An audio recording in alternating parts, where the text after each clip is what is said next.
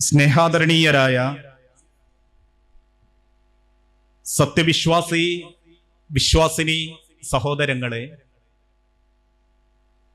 പ്രിയപ്പെട്ട സുഹൃത്തുക്കളെ, ബഹുമാന്യരായ സഹപ്രവർത്തകരെ, സ്നേഹനിധികളായ രക്ഷിതാക്കളെ, കാരുണ്യത്തിന്റെ ചിറകുകളാവുക അഥവാ സ്നേഹസമ്പന്നരായ മക്കളാവുക എന്ന ഒരു വിഷയത്തെക്കുറിച്ചാണ് നമുക്കറിയാവുന്ന, നമ്മൾ മറന്നുപോകുന്ന ചില കാര്യങ്ങൾ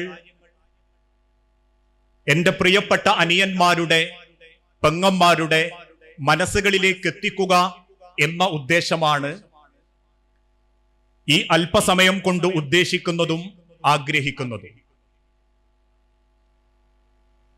എന്റെ വിഷയത്തിലേക്ക് പ്രവേശിക്കുന്നതിന്റെ മുൻപ്, ഏതാനും ചില ദിവസങ്ങൾക്ക് മുൻപ് ഒരു സ്ഥാപനത്തിലുണ്ടായ ഒരു സംഭവം നമ്മളുടെ മനസ്സിൽ ഓർക്കേണ്ടതുണ്ട്. വൃദ്ധരായ രണ്ട് മാതാപിതാക്കൾ, ഒരു വാപ്പയും ഉമ്മയും, 4 മക്കളെ പ്രസവിച്ച ഉമ്മ, 4 മക്കളെയും നല്ല നിലക്ക് പഠിപ്പിച്ച ഒരു വാപ്പ. 2 പേരും ഒരു ദിവസം നേരം വെളുത്ത് ഭാര്യയെയും കൂട്ടി ഒരു മൊബൈൽ ഷോപ്പിന്റെ മുൻപിലേക്ക് കയറി ചെന്നു. ആ ഷോപ്പിലുള്ള ചെറുപ്പക്കാരനോട് ഫോണ് നീട്ടിയിട്ട വാപ്പ പറഞ്ഞു, ഇതിലേക്ക് കോള് വിളിച്ചിട്ട് കിട്ടുന്നില്ല. 2-3 ദിവസങ്ങളല്ല, ദിവസങ്ങളായി എന്റെ ഫോണിലേക്ക് കോളുകളൊന്നും വരുന്നില്ല. ആ ഷോപ്പിലുള്ള ചെറുപ്പക്കാരൻ അവന്റെ നമ്പർ എടുത്ത് വിളിച്ചു. ആ ബെല്ലടിയുന്നുണ്ട്. മറ്റൊരാളുടെ നമ്പർ എടുത്ത് വിളിച്ചു.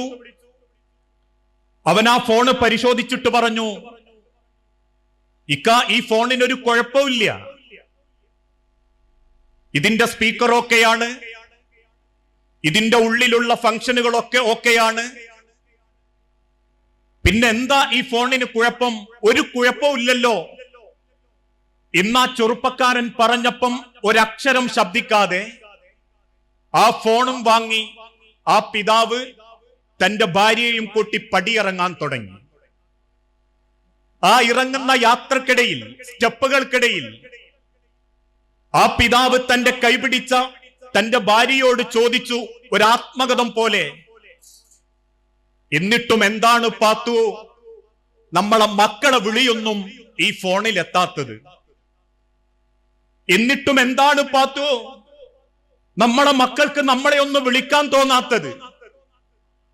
ഇന്ന് കേരളക്കരയിലെ പല കുടുംബങ്ങളുടെയും അവസ്ഥയുടെ നേർക്കാഴ്ചയാണ് ഇത്തരത്തിലുള്ള സംഭവങ്ങൾ.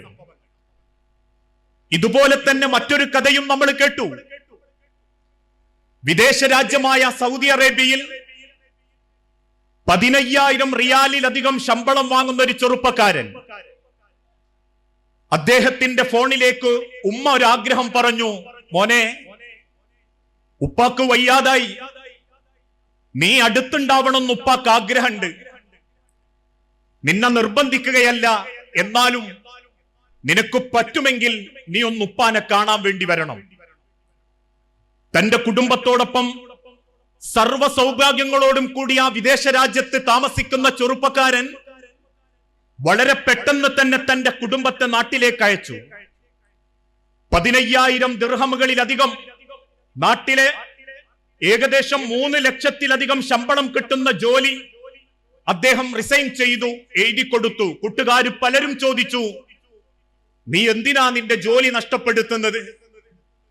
അതിനൊന്നും ഉത്തരം കൊടുക്കാതെ 3 മാസങ്ങൾക്കപ്പുറം ആ ചെറുപ്പക്കാരൻ നാട്ടിലേക്കെത്തി.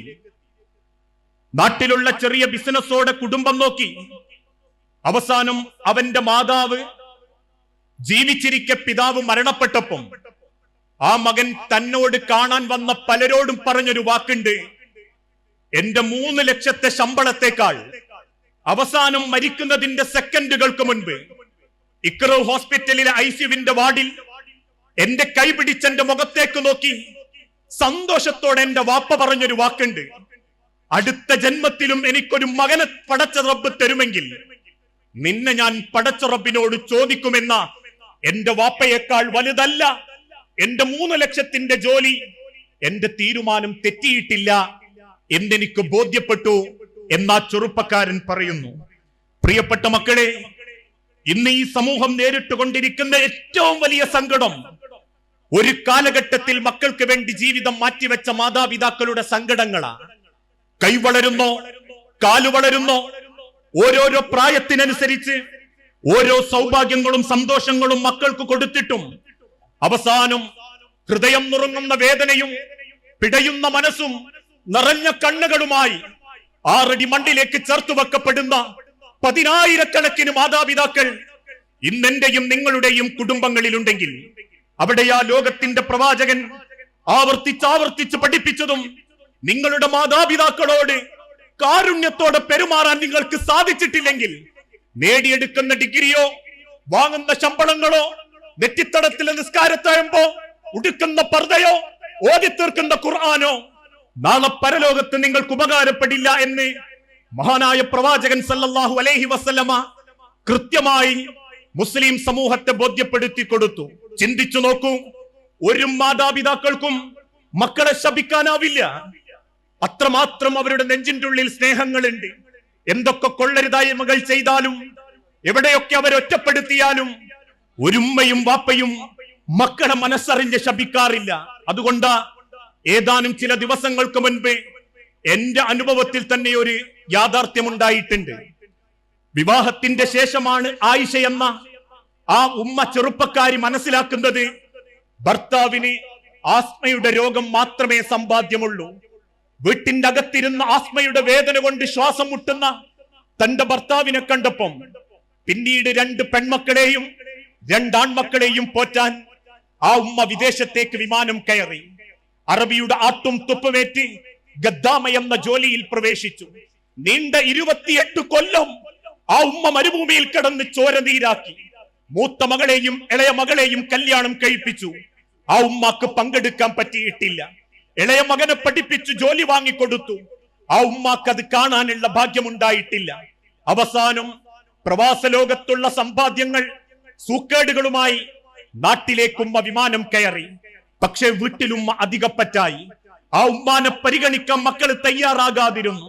പല മക്കളും ചൊടിയുമായി മാറി നിന്നു. ഉമ്മാന്റെ സമ്പാദ്യത്തിന് വേണ്ടി മക്കൾ കൺമുൻപിൽ തമ്മിത്തെല്ലാം തുടങ്ങി. പരസ്പരം ചേരി തിരിഞ്ഞ് ഉമ്മ ഒറ്റക്ക് താമസിക്കുന്ന വീട്ടിന്റെ ഉള്ളിൽ പരസ്പരം കുത്തുവാക്കുകളും സങ്കടങ്ങളുമായി ആയിഷ എന്ന ആ ഉമ്മ മക്കളെ മുൻപിൽ ജീവിക്കാൻ തുടങ്ങി. നാട്ടുകാർ കൊണ്ടുകൊടുക്കുന്ന ഭക്ഷണവും നാട്ടുകാർ കൊടുക്കുന്ന സൗകര്യങ്ങളുമായി 4 മക്കളുടെ ആ ഉമ്മ അവസാനം ഈ ലോകത്തോട് വിട പറയുന്ന സെക്കൻഡിലെത്തി.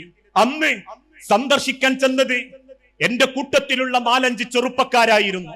അവസാനത്തെ ശ്വാസത്തിന്റെ ഇടയിലും മലമൂത്ര വിസർജനത്തിന്റെ ഗന്ധത്തിന്റെ നടുവിൽ ഒരു പായയിൽ കിടന്ന് അവസാന ശ്വാസത്തിന് വേണ്ടി പടയുന്ന ആ ഉമ്മാനോട് നമ്മൾ ചോദിച്ചൊരു ചോദ്യമുണ്ട്. അല്ല ഉമ്മ, നിങ്ങളെ മക്കളോട് നിങ്ങൾക്ക് വെറുപ്പൊന്നുമില്ലേ? അവരോട് നിങ്ങൾക്ക് ദേഷ്യമൊന്നുമില്ലേ? അവരെ നിങ്ങൾക്ക് ശപിക്കണം എന്ന് തോന്നിയിട്ടില്ലേ? ആ ആയിഷ എന്ന ഉമ്മ പുഞ്ചിരിയോടെ പറഞ്ഞു, എനിക്കത് തോന്നിയിട്ടില്ല. പക്ഷേ ഒരു കാലത്ത് അവരെന്നെ ഓർക്കും.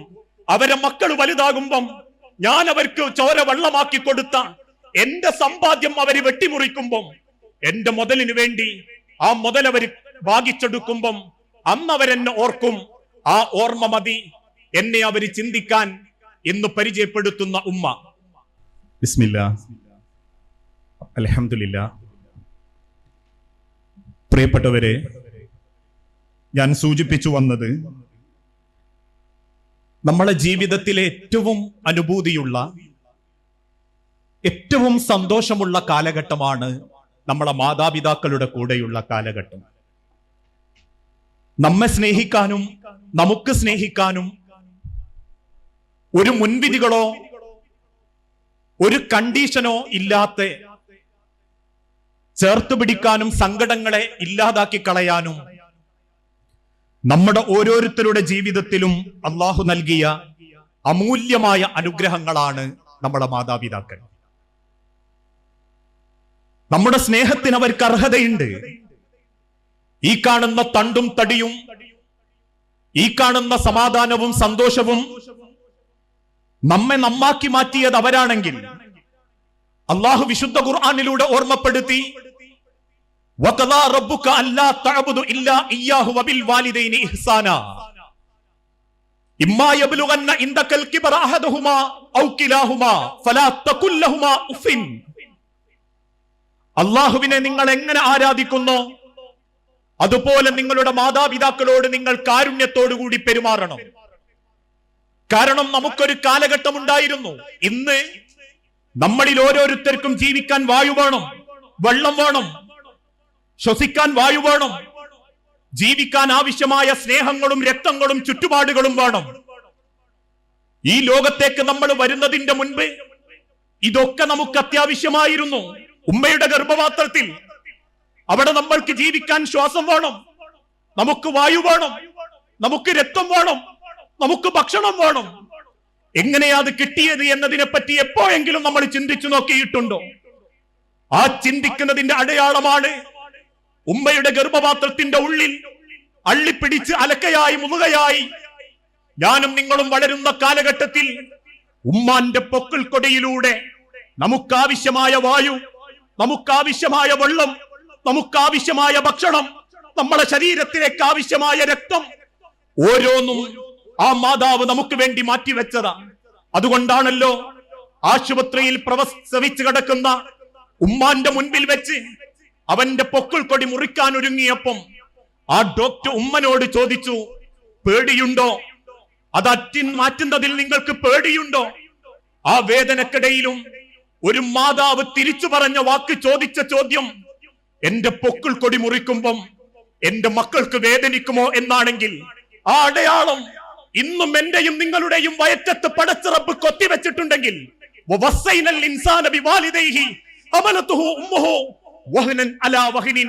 ത്യാഗത്തിന്മേൽ ത്യാഗം സഹിച്ച്, നൊമ്പരത്തിൽ നൊമ്പരം സഹിച്ച് ഈ കാണുന്ന കോലത്തിൽ നമ്മളെ സംവിധാനിച്ച് നമ്മളെ പരിപാലിക്കുന്ന നമ്മളെ മാതാപിതാക്കൾ, ആ മാതാപിതാക്കളോട് നമുക്ക് ചില കടമകളുണ്ട്.